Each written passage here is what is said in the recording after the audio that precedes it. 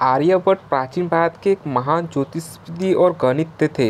उन्होंने आर्यभट्टीय ग्रंथ की रचना की, जिसमें ज्योतिष शास्त्र के अनेक सिद्धांतों का प्रतिपादन है। इसी ग्रंथ में उन्होंने अपना जन्म स्थान कुसुमापुर और जन्मकाल सन 398 लिखा है। बिहार में वर्तमान पटना का प्राचीन नाम कुसुमापुर था, लेकिन आर्यभट्ट का कुसुमापुर दक्षिण में था। यह अब लगभग सिद्ध हो चुका है। एक अन्य मान्यता के अनुसार उनका जन्म महाराष्ट्र के अस्मक देश में हुआ था।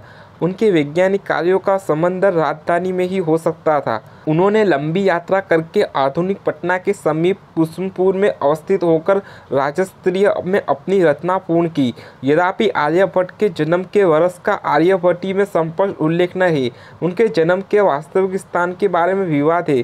कुछ मानते हैं कि वे नर्मदा और गोदावरी के मध्य स्थित क्षेत्र में पैदा हुए थे, जिसके अस्मा के रूप में जाना जाता था, और वे अस्मा का ही पहचाना मध्य भारत से करते हैं, जिससे महाराष्ट्र और मध्य प्रदेश शामिल है। हालांकि आरंभिक बौद्ध ग्रंथ अस्माका को दक्षिण में दक्षिणापात पर दक्षिणा के रूप में वर्णित करते हैं, जबकि अन्य ग्रंथ वर्णित करते हैं कि अस्माका के लोग अलेक्जेंडर से लड़े होंगे। इस हिसाब से अस्माका को उत्तर की तरफ और आगे होना चाहिए। पृथ्वी गोल है और अपनी धुरी पर घूमती है, जिसके कारण रात और दिन होते हैं।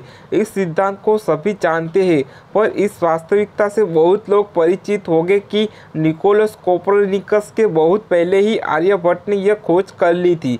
पृथ्वी गोल है और उसकी परिधि अनुमान 24,835 मील है। राहु नामक ग्रह सूर्य और चंद्रमा को निगल जाता है, जिससे सूर्य और चंद्र ग्रहण होते हैं। हिंदू धर्म की इस मान्यता को आर्यभट्ट ने गलत सिद्ध किया। चंद्र ग्रहण में चंद्रमा और सूर्य के बीच पृथ्वी के आ जाने से और उसकी छाया चंद्रमा पर पड़ने से चंद्र ग्रहण होता है। यह कारण उन्होंने खोज निकाला। आर्यभट्ट को यह भी पता था कि चंद्रमा और दूसरे ग्रह स्वयं प्रकाशित नहीं है, बल्कि सूर्य की किरणें उसमें प्रतिबिंबित होती है। यह भी कि पृथ्वी तथा अन्य ग्रह सूर्य के चारों ओर वृत्ताकार घूमते हैं। उन्होंने यह भी बताया कि चंद्रमा काला है और वह सूर्य के प्रकाश से ही प्रकाशित होता है।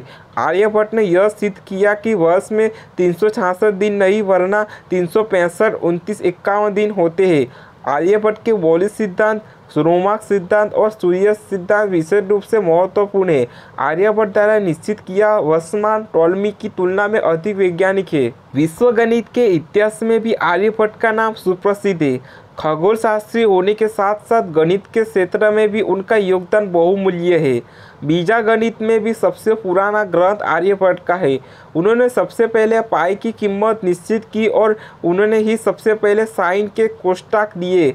गणित के जटिल प्रश्नों को सरलता से हल करने के लिए उन्होंने ही समीकरण का आविष्कार किया, जो पूरे विश्व में प्रख्यात हुआ। एक के बाद 11 शून्य जैसी संख्याओं को बोलने के लिए उन्होंने नई पद्धति का आविष्कार किया। बीजगणित ने उन्होंने कई संशोधन समाधान किए और गणित ज्योतिष का आर्य सिद्धांत प्रचलित किया।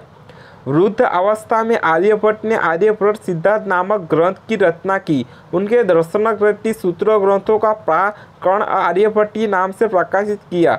आर्यभट्टी संपूर्ण ग्रंथ है। इस ग्रंथ में रेखा गणित, वर्गमूल, धनमूल जैसी गणित की कई बातों को अलावा खगोल शास्त्र की गणना और अंतरिक्ष के संबंधित बातों का भी समावेश है। आज भी हिंदू पंचांग तैयार करने में इस ग्रंथ की मदद ली जाती है।